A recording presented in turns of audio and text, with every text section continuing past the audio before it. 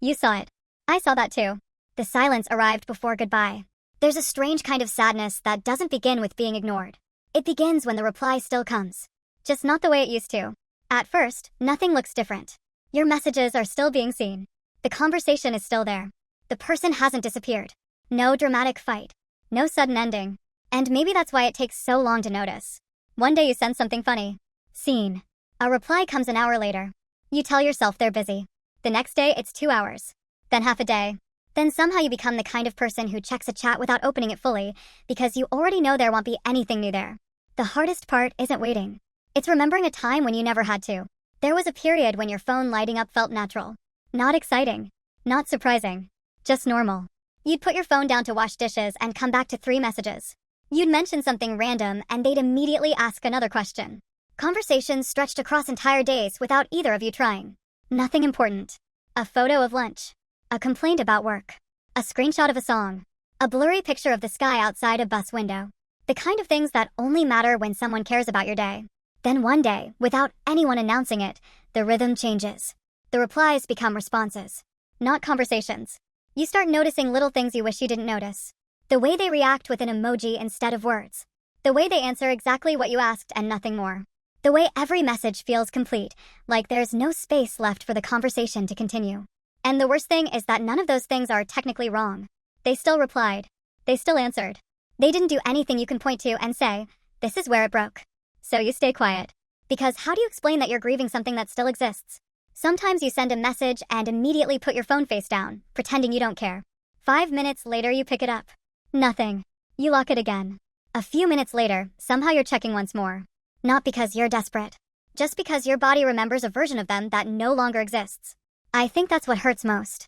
The memory inside your habits. The way your hand still reaches for certainty. The way your heart still expects old patterns from someone who's already changed. There was a night I remember staring at a message marked seen.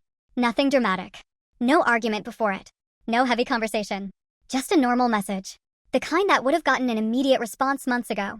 I left the chat. Opened another app. Closed it. Opened the chat again. The tiny word underneath my message hadn't changed. Seen. It's embarrassing how much emotion a single word can carry. Especially when nobody else would understand why it matters. Because from the outside, everything looks fine. They saw it. They're probably busy. Life happens. People have responsibilities. And all of that is true. But sometimes sadness isn't created by facts. It's created by contrast. By remembering how quickly someone used to reach for you. How naturally they used to make room for you. How effortless it felt. The delay itself isn't what hurts. It's what the delay quietly confirms. That your place in someone's day has moved. Maybe only a little. Maybe enough. You stop expecting immediate replies eventually. Not because you've become more patient. But because you've adjusted. People call it maturity. Sometimes it's just disappointment learning where to sit. You begin typing shorter messages. You stop sending the second thought that follows the first one. You delete things before sending them. Not because they aren't worth saying. Because you're no longer sure they're worth interrupting someone for. And that's a lonely feeling nobody talks about. When affection slowly changes the way you express yourself. When you become quieter, not because you have less to say, but because you're protecting yourself from hearing less back. The funny thing is that most people never have a conversation about this. No one says, I care less now. No one says, you're becoming less important to me. Instead, it arrives through timing. Through pauses. Through tiny gaps that slowly grow larger. Until one day, you realize you're spending more time remembering the relationship than actually living inside it. And still, you keep checking. Not because you're waiting for a message. You're waiting for a feeling. The feeling that existed when you knew someone was happy to hear from you. The feeling that your name appearing on their screen meant something immediate. The feeling of not having to wonder. I think that's why being left waiting hurts in such a quiet way.